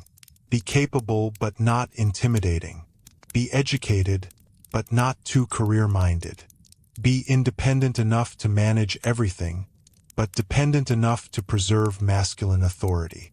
Living inside contradictory standards creates a particular kind of fatigue because success never feels secure. The goalposts move. Approval depends on interpretation. A woman could work endlessly and still feel she had somehow failed. This is one reason why the emotional history of the housewife matters so much. It reminds us that oppression is not always experienced as open prohibition. Sometimes it arrives as endless adjustment, small daily corrections of behavior, appearance, tone, ambition, and desire until the person inside the role becomes difficult to hear. Yet even within this system, women continued to create identities that exceeded the role. Some became highly skilled managers of family economies, stretching money with extraordinary intelligence. Some built powerful neighborhood networks that shaped local schools, churches, and politics. Some used volunteer work as a path into public influence. Some quietly wrote, studied, organized, and prepared for futures that looked different from what their mothers had been told to accept. The housewife was never only passive. She was often strategic, and that strategy became increasingly visible as legal and cultural change accelerated. Questions about equal pay, educational access, reproductive choice, and workplace discrimination were not abstract political issues floating above daily life. They were directly connected to the lived experience of women who had spent years confronting the limits of domestic dependence. A woman denied her own credit access understood financial inequality intimately. A woman forced to abandon education after marriage understood structural limits personally. A woman with too many pregnancies too close together understood reproductive autonomy not as theory, but as survival. This is why the later political language resonated so strongly. It named what many women had already lived. Still, history should resist the temptation to imagine every suburban housewife eagerly waiting for radical transformation. Many women defended traditional domestic roles sincerely. Some feared that social change would devalue motherhood itself. Some found dignity in homemaking and did not want that dignity dismissed as false consciousness. Others worried that criticism of housewifery sounded like criticism of the choices they had made with love and sacrifice. These concerns were real. The deeper argument was never supposed to be that home, marriage, or motherhood had no value. It was that value should not become compulsion. A meaningful domestic life chosen freely is very different from a socially enforced identity treated as the only respectable future. This distinction mattered then, and it still matters now. One of the most interesting historical reversals is that many women who defended domestic life were also, in practice, demanding more respect for it. They wanted homemaking recognized as serious labor, not sentimentalized and dismissed. They wanted marriage to feel like partnership rather than dependence. They wanted motherhood valued without requiring the disappearance of the self. In that sense, even disagreement revealed the same underlying problem. The old model had made women responsible for too much while granting them too little formal authority. And so the image of the 1950s housewife began to split in public memory. On one side remained nostalgia. The neat suburban kitchen, the family dinner, the stable neighborhood, the visible structure of ordinary life. For many people, especially in times of social uncertainty, that image still carried emotional power. It represented order, familiarity, and a sense that people knew what was expected of them. On the other side stood memory from inside the role. The repetition, the loneliness, the dependence, the guilt, the performance of happiness, the narrowing of possibility. Both images were real in different ways, and the tension between them explains why the era remains so emotionally charged even now. People are rarely nostalgic for labor itself. They are nostalgic for meaning, for clarity, for the feeling that life had understandable boundaries. The danger comes when nostalgia forgets the cost paid by those assigned to maintain that clarity. The perfect suburban household did not appear by magic. Someone scrubbed it into existence. Someone stayed awake with the sick child. Someone remembered which teacher needed a signed form. Someone noticed when the milk was low. Someone quietly set aside her own exhaustion so the family could feel stable. Usually, that someone was the housewife. And as the country moved deeper into the late 1960s and early 1970s, the question became harder to avoid. If women had always been doing essential work, why had that work been treated as proof they needed less freedom rather than more? The answer, of course, had never been practical. It was cultural. It was about power disguised as tradition. Tradition often presents itself as timeless, but much of what people call tradition is simply a temporary arrangement that became familiar enough to feel permanent. The post-war housewife ideal was one of those arrangements. It was powerful precisely because it seemed natural. Once people saw that it was constructed, its authority weakened. That did not make change easy. It made conflict visible. Workplaces resisted. Families argued. Churches debated. Politicians took sides. The kitchen table became a site of negotiation over who would work, who would care for children, whose ambitions counted, and what marriage was supposed to mean. History moved through ordinary evenings. A husband washing dishes for the first time without calling it help. A wife opening a bank account in her own name. A daughter choosing graduate school instead of immediate marriage. A mother telling her son that his future wife should not be expected to carry everything alone. These were small moments, but social revolutions are often built from changed expectations inside private rooms. The 1950s housewife had once been presented as the final answer to modern female life. Instead, she became the starting point of one of the largest cultural arguments in modern American history. And as that argument continued, the image of the smiling woman in the spotless kitchen no longer looked quite so simple. Behind her stood not just domestic charm, but decades of labor, silence, endurance, adaptation, and the beginning of a refusal to let that labor remain unnamed. The beginning of a refusal to let that labor remain unnamed. Once labor is named, it becomes harder to dismiss it as simply love, duty, or feminine instinct. Naming changes scale. What once seemed like one woman's private exhaustion begins to look like part of a national structure. The sink full of dishes connects to economics. The sleepless night with a sick child connects to healthcare, work policy, and marriage law. The question of who folds laundry turns out to be connected, quietly but directly, to who holds power.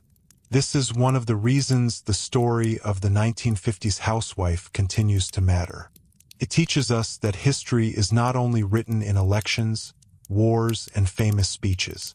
It is also written in kitchens at 6 a.m., in grocery store calculations, in arguments whispered after children have gone to bed, and in the long silence of an afternoon when a woman begins to suspect that her life is being interpreted by everyone except herself. By the 1970s, many of those suspicions had become public debate.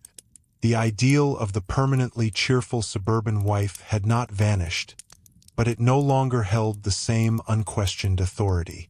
Women were entering universities and workplaces in larger numbers.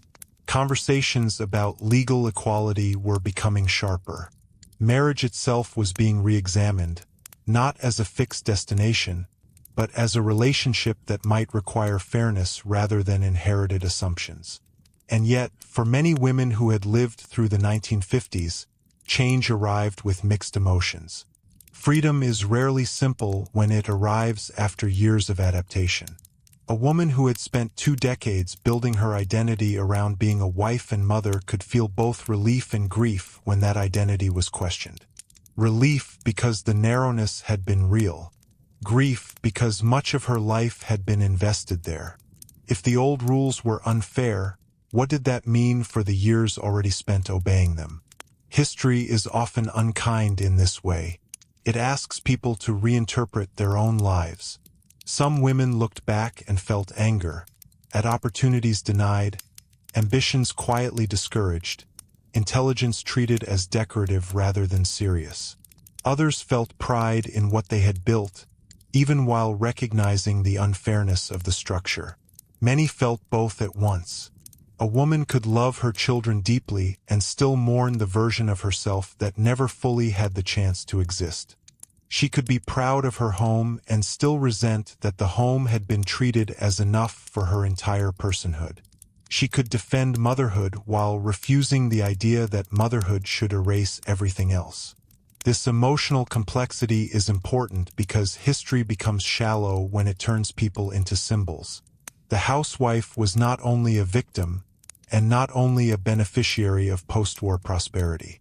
She was a person living inside contradictory expectations, making practical decisions with the information and pressures available to her. Some found satisfaction. Some felt trapped.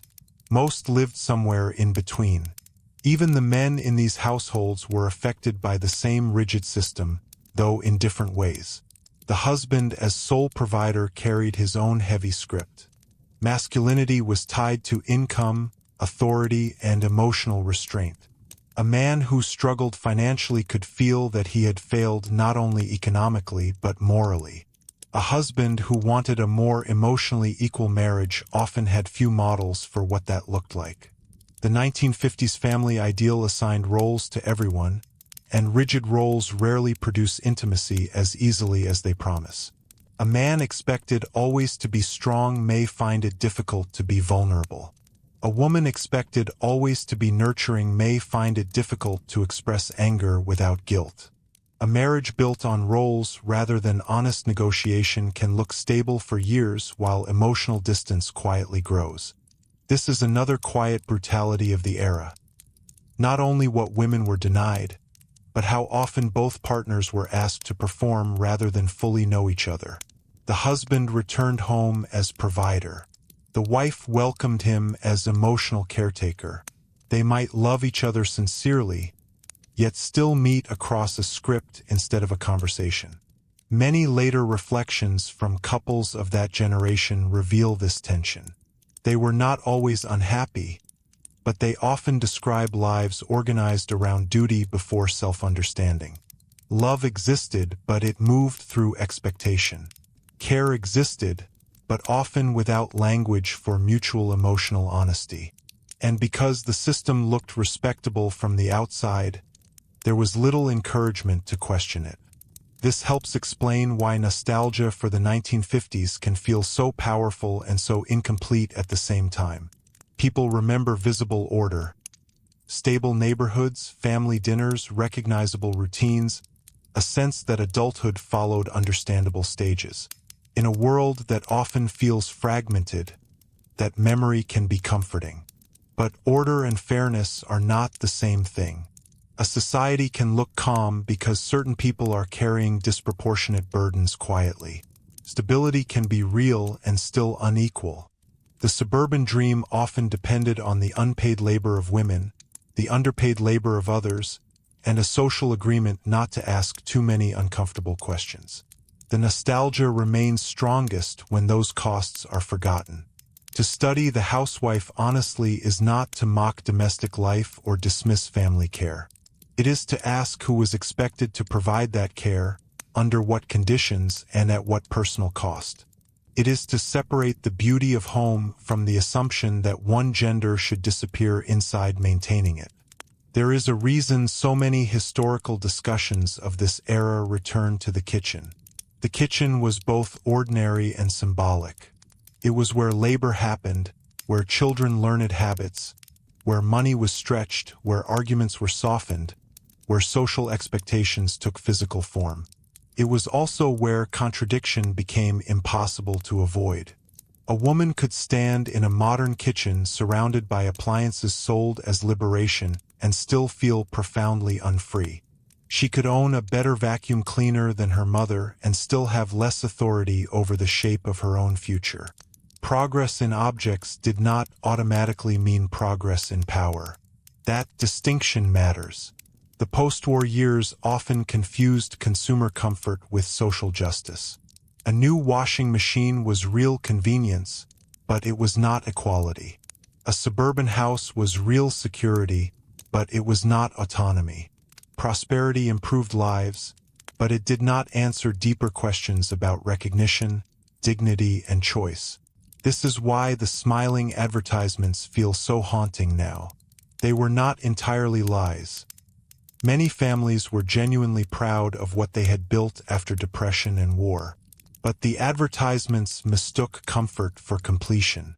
They treated the appearance of happiness as proof of its existence. Real life was always messy. Children got sick.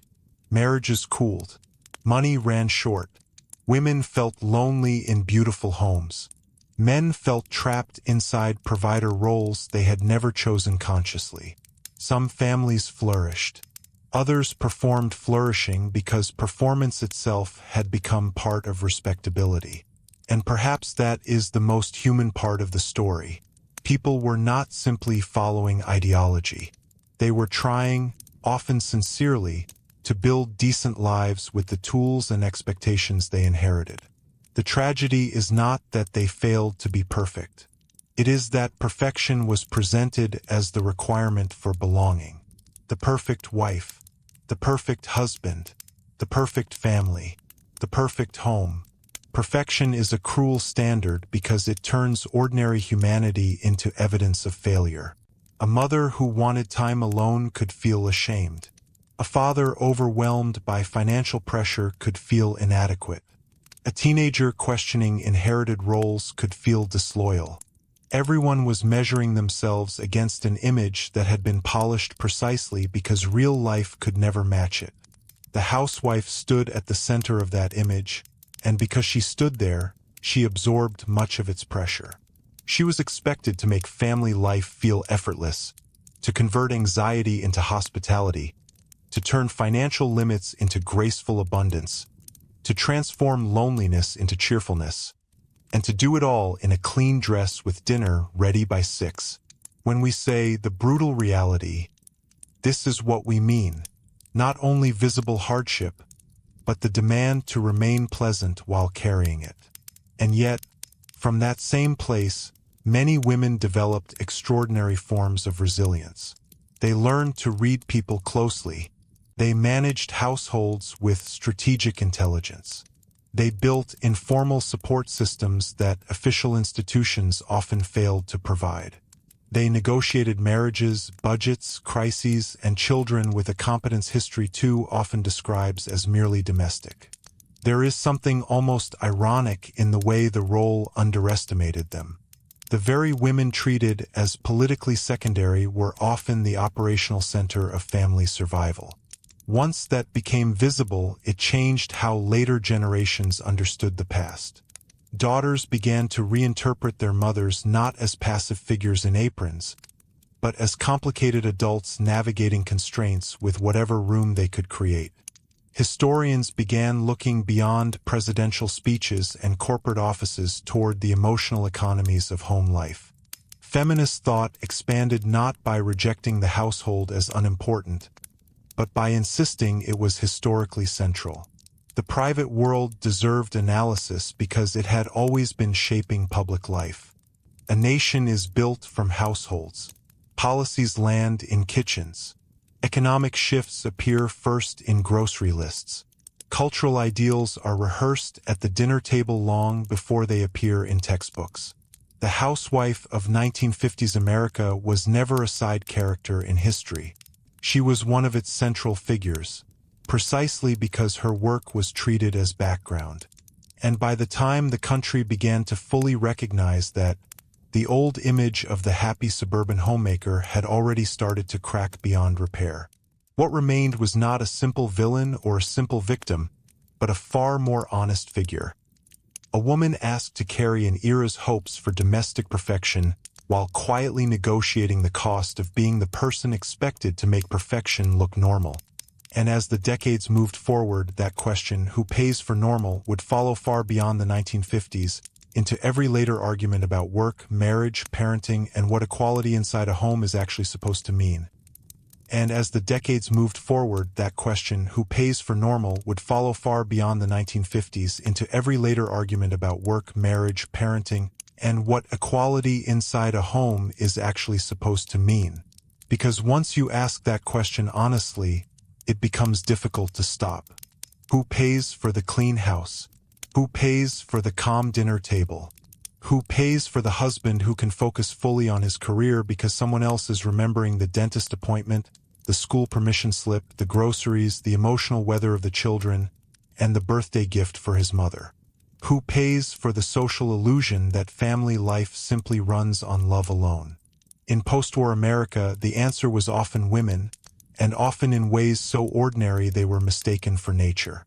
The brilliance of the 1950s domestic ideal was that it made sacrifice look like fulfillment.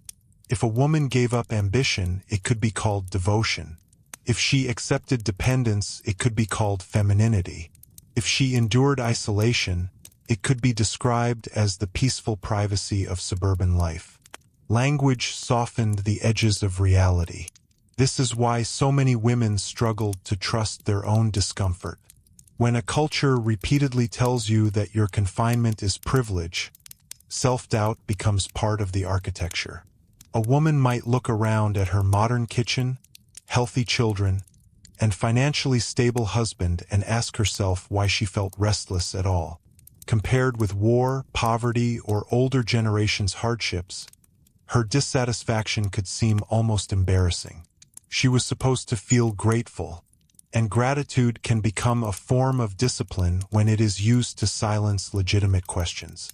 To say, "I should be thankful," is sometimes true, but when that sentence becomes a barrier against examining injustice, it stops being humility and starts becoming control. This emotional discipline shaped entire generations. Women learned to minimize their own needs not because they lacked them, but because acknowledging them threatened the moral order of the household. A good wife adjusted. A good mother endured. A respectable woman did not make her unhappiness everyone else's problem. The result was often a kind of elegant loneliness. Not dramatic loneliness. Not abandonment. Something quieter. A woman could be surrounded by family and still feel unseen. She could be constantly needed and still feel emotionally absent from her own life. She could spend every hour serving others and still struggle to answer a simple question. What do I want, separate from what is expected of me? That question was radical precisely because it sounded so ordinary, and it was often postponed for years. Many women did not ask it seriously until children were older, until the house grew quieter, until routine loosened enough for reflection to enter. Midlife became a strange mirror. The tasks that had filled every day for 20 years no longer explained the future. If identity had been built almost entirely around being needed, what happened when that need changed shape? This is one reason the empty nest carried such emotional force. It was not only about children leaving home. It was about a woman meeting herself again, sometimes after decades of postponement. Some found relief, some found grief, many found both. The house remained, the marriage remained, but the center of daily life shifted. And in that quieter space, women often confronted a difficult truth. They had become experts at maintaining life for others while remaining uncertain how to define life for themselves. This is not a small historical detail. It is one of the deepest consequences of the housewife ideal. A society that trains women primarily for relational usefulness can leave them profoundly underprepared for self-definition. If your worth has always been measured by how well others function around you, personal desire can feel suspicious, even selfish. This is why so many women of that generation speak in memoirs and interviews not only about work or rights, but about permission, the permission to take themselves seriously as full adults with intellectual, emotional, and professional lives of their own. Permission matters because cultural rules often survive long after legal rules begin to change. A woman may technically be allowed to work, study, leave an unhappy marriage, manage money, or pursue ambition, and still feel that she is violating something invisible. Shame can outlive law by decades. The 1950s housewife ideal lingered in this way. Even as opportunities expanded, many women carried internal expectations shaped by earlier years. They judged themselves through standards they no longer fully believed. They apologized for wanting more. They felt guilty for not being endlessly available. They performed competence and kindness while privately negotiating resentment they had never been taught to express safely. This emotional inheritance traveled across generations. Daughters watched mothers who had sacrificed silently and often learned two opposite lessons at once. Never live that way, and never disappoint people by refusing it. The result could be a new kind of tension, women pursuing education, careers, and independence while still carrying the old expectation that they should also remain perfect caretakers. In that sense, the 1950s housewife did not disappear. She changed form.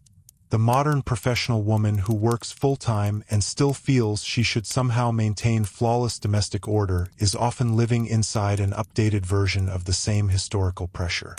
The details differ, but the question remains familiar. How much labor can one woman perform before exhaustion becomes her permanent climate? This continuity is why the history still feels so close. It is tempting to place the 1950s safely in the past, as if the smiling woman in the apron belongs to a closed museum display. But the structure underneath her image, unpaid care work treated as natural, emotional labor expected without recognition, female ambition negotiated through guilt rather than entitlement, has not vanished. It has adapted. Sometimes the old ideal returns disguised as nostalgia. People speak of a simpler time, a more stable family structure, a world where people knew their roles. There is understandable longing in that. Modern life is often chaotic. Economic insecurity, fractured schedules, and social isolation make older images of domestic order feel comforting. But history asks a harder question. Simpler for whom? A stable system can still be built on unequal distribution of sacrifice. The peace of the household may depend on someone swallowing their frustration so completely that others mistake it for contentment. This does not mean the past was only misery. It means honesty requires seeing both comfort and cost. Many women remember genuine tenderness in those years. Neighborhood friendships, family rituals, shared meals, community trust, children playing freely outside, the pride of building a home after the instability of depression and war. These were real sources of meaning. The critique of the housewife ideal is not a denial of those joys. It is a refusal to let joy erase labor. A child's happy memory of home may rest on a mother's exhaustion the child never saw. A husband's memory of stability may rest on emotional work he was never trained to recognize. Nostalgia is often the memory of being cared for without fully understanding the cost of that care. That is not cruelty. It is simply how family memory works. The historian's task is to look beneath the polished memory and ask what made it possible. And often, the answer leads back to women whose work was so constant it disappeared into the background. The woman who clipped coupons and made a paycheck stretch through the month. The woman who stayed awake with feverish children and still packed lunches by morning. The woman who hosted holidays, remembered every relative's preferences, and made emotional hospitality look effortless. The woman who held together the invisible continuity of family life. She may not have been called powerful, but remove her labor, and the entire structure changes. This is one of the reasons later feminist writing insisted so strongly on domestic labor as real labor. It was not only a political argument. It was an act of historical correction. To call housework work was to restore seriousness to lives that had been sentimentalized. To call emotional care labor was to challenge the assumption that women simply naturally absorbed the human cost of family life. To ask for equality inside the home was not to reject love. It was to argue that love should not require one person's permanent invisibility. That argument still unsettles people because it reaches into intimate life. It is easier to discuss fairness at work than fairness in marriage. Easier to debate wages than to ask who notices when the refrigerator is empty.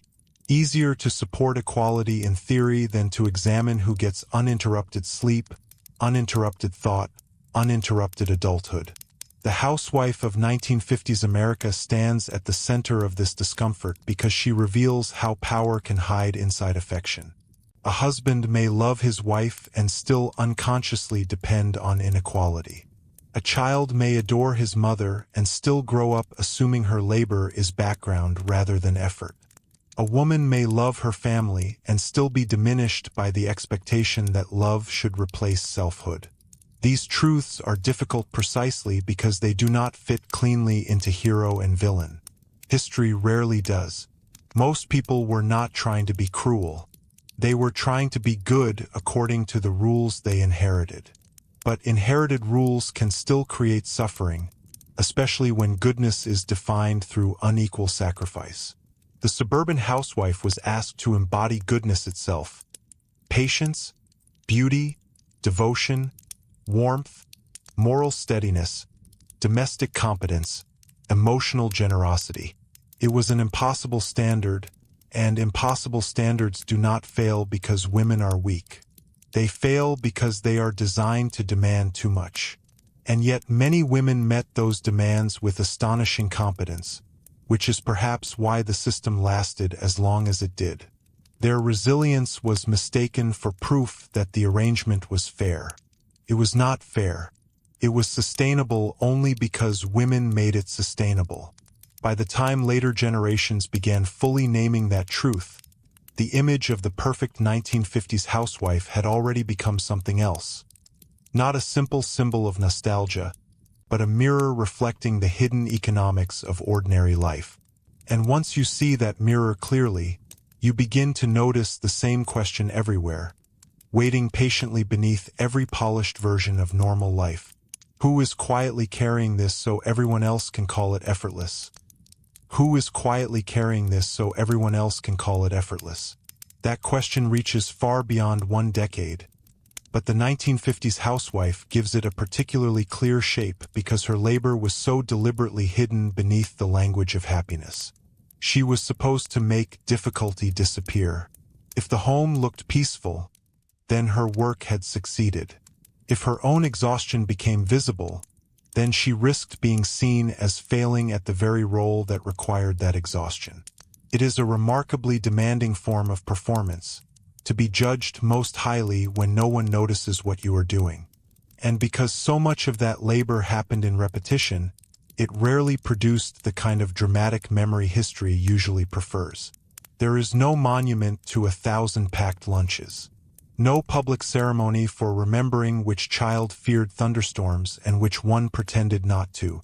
No parade for 10 years of managing a budget so carefully that the family never fully understood how close things sometimes were. But those ordinary repetitions are where lives are actually built. A marriage is not sustained by anniversary photographs alone. It is sustained by the person who remembers the quiet details, who notices the bad mood before it becomes an argument, who keeps the practical world from collapsing under the weight of daily neglect. Childhood is not made only of holidays and birthdays. It is made of socks found before school, medicine given at midnight, the right food appearing in the kitchen, and the emotional certainty that someone is paying attention. For millions of American families in the post-war years, that someone was the housewife. And yet, because the work was intimate rather than public, it was often excluded from the language of achievement. Men could point to promotions, military service, business success, and visible markers of status. Women could point to children raised, households managed, marriages stabilized. But the culture often treated these as natural outcomes rather than accomplishments requiring intelligence, discipline, and sacrifice. This imbalance shaped self-worth in profound ways. Imagine being responsible for the functioning of an entire household while being subtly told that you do not really work. Imagine being praised constantly and still feeling strangely unseen, because the praise is for your role, not always for your person. Imagine hearing that you are the heart of the family, while also being expected to have fewer independent ambitions than almost everyone else in the room. That contradiction created a quiet psychological split. Many women became highly competent while privately doubting their own seriousness. They were experts in logistics, negotiation, emotional management, and long-term planning, yet they had been trained to describe themselves as just a housewife, as if the word just could contain all of that. Language matters. To call someone just anything is often a way of reducing what others depend on. And the phrase "just a housewife" carried a peculiar cruelty because it made central labor sound secondary. It turned the foundation of domestic life into something almost apologetic. Women themselves sometimes repeated it, not because they believed they were insignificant, but because humility had become part of respectability. To claim too much importance risked appearing unfeminine, self-centered, or ungrateful. The performance of modesty was another form of labor. Even success had to be presented carefully. A woman could be admired for managing a beautiful home, but she was not supposed to sound ambitious about it. Competence had to remain wrapped in softness. Authority had to be disguised as helpfulness. This shaped motherhood especially. A mother was expected to be endlessly present and yet somehow without ego. Her identity was supposed to flow outward toward husband, children, and family reputation.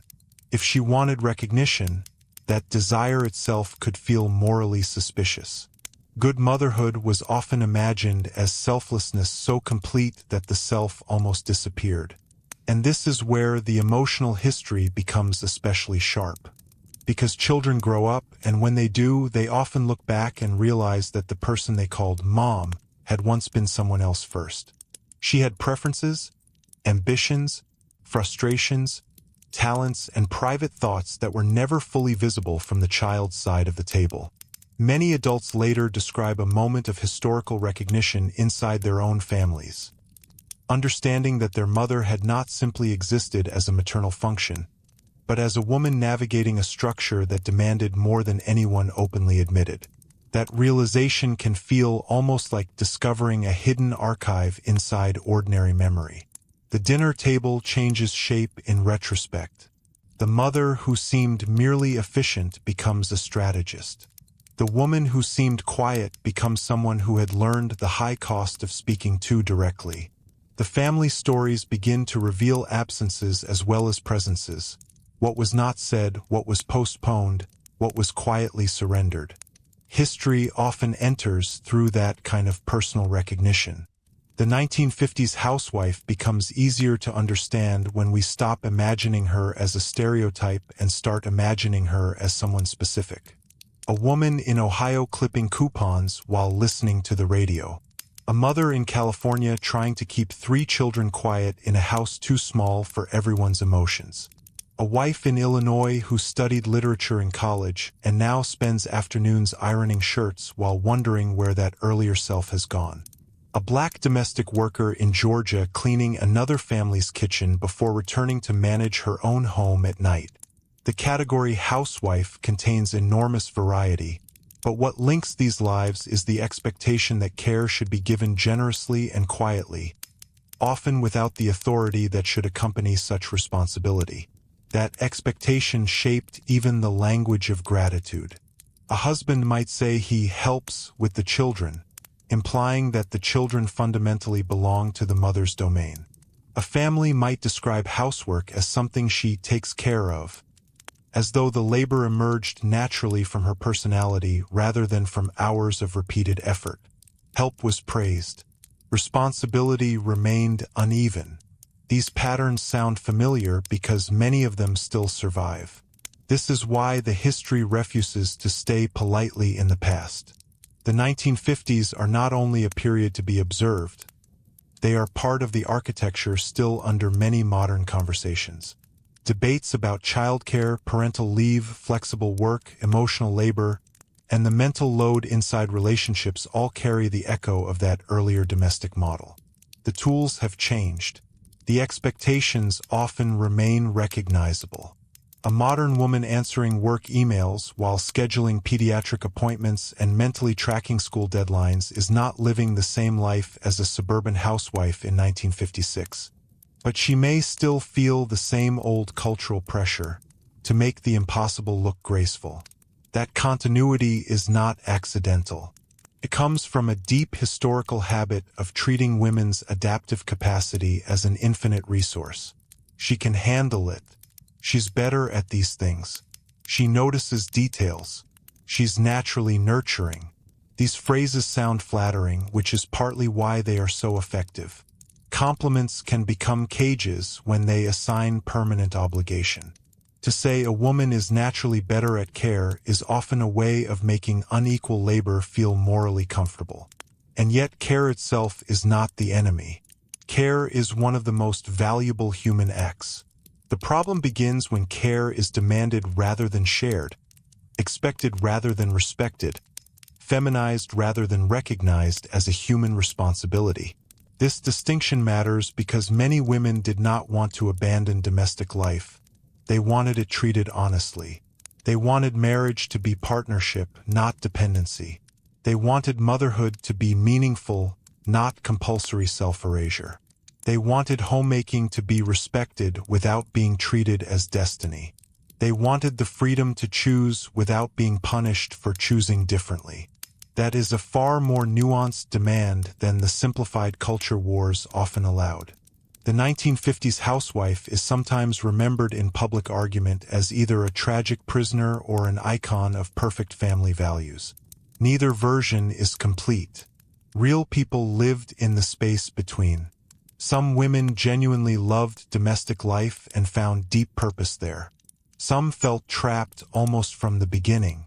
Many moved between gratitude and frustration depending on the year, the child's age, the marriage, the budget, the season of life. Ambivalence is not weakness. It is often the most honest historical response. A woman can cherish the smell of dinner cooking for her family and still resent that no one notices she has not sat down all day. She can love motherhood and still feel panic at how completely it consumes time.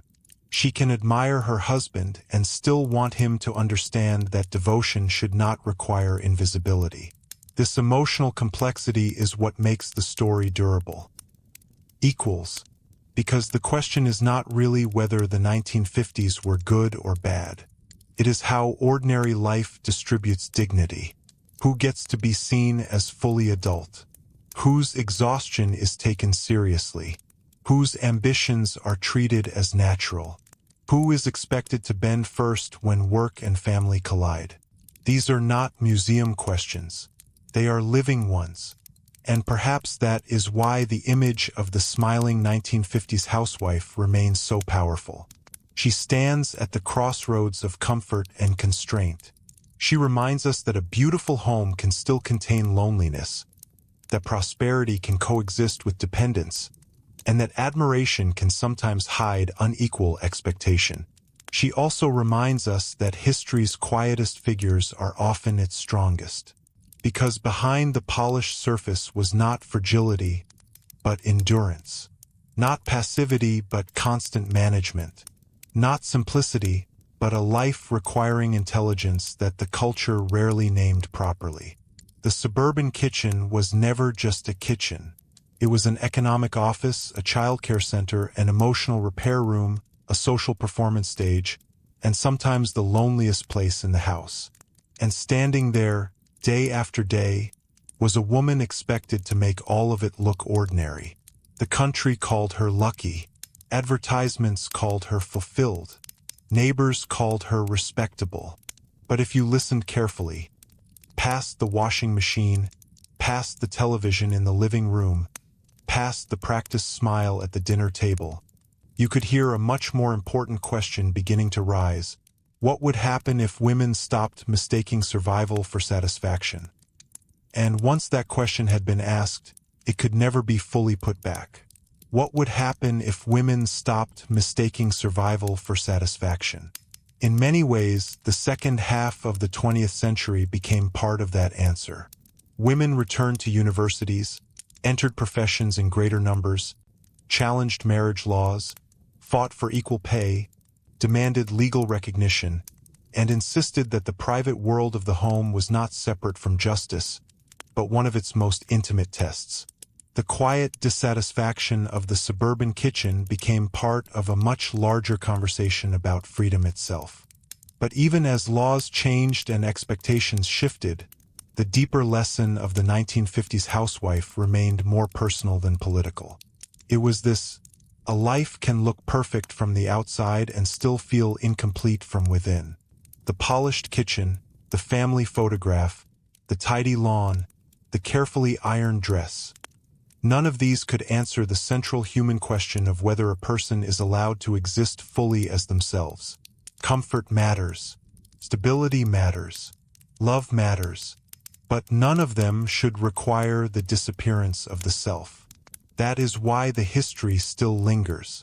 People still argue about the 1950s because they are not really arguing about aprons, casseroles, or suburban houses. They are arguing about what family should mean, about whether care is shared or assigned, about whether devotion must be proven through self-erasure, about who gets to define a good life. The housewife of that era stood at the center of those questions because she carried so much of the invisible cost. She made ordinary life possible. She stretched the budget. She remembered the details. She held children through illness. She softened conflict. She hosted holidays. She carried loneliness politely. She translated exhaustion into competence. She turned labor into atmosphere and called it home. And often, she did it while being told that this was simply what women were meant for. But history, if it is honest, does not leave her there. It looks again. It sees the intelligence in the routine, the strategy in the politeness, the endurance in the repetition, the grief hidden inside gratitude, the ambition folded quietly into practicality, the strength mistaken for softness. She was never just a housewife. She was the operating center of a world that depended on pretending it ran by itself. And perhaps the most respectful thing we can do now is refuse that old invisibility. Not by mocking domestic life and not by romanticizing it, but by telling the truth, that keeping a family alive emotionally and practically has always been serious work. That love does not make labor weightless. That care deserves recognition, not assumption. And that no one should have to disappear in order for a home to feel complete. If there is a final irony in the story, it is that the very women who were told their lives were small helped reshape the country's understanding of adulthood, marriage, and equality. Their questions outlived the advertisements. Their quiet refusals outlasted the perfect kitchens. The smiling image remained on old magazine covers, but the reality underneath it changed history. So when we look back at 1950s America, the shining appliances, the suburban streets, the carefully arranged promise of domestic happiness, it is worth asking not only what people admired, but what they failed to see. Who was tired? Who was silent? Who was carrying more than they were allowed to name? And perhaps, looking at our own time, we should ask the same thing. Because every era has its version of normal. Every generation has its polished image of success. And somewhere behind it, there is usually someone making that image possible at a cost others barely notice. The story of the 1950s housewife is not only about the past. It is a reminder to look more carefully at the lives that hold everything together. And if one detail from tonight stays with you, let it be this: history is often shaped not by the loudest people in the room, but by the quiet person who keeps the room standing. If this part of the story surprised you most, I'd love to know which detail felt hardest to imagine living through. And if you enjoy these calm journeys into the strange realities behind familiar history, stay with us. There is always another ordinary-looking past hiding something far more complicated underneath. Until next time, good night.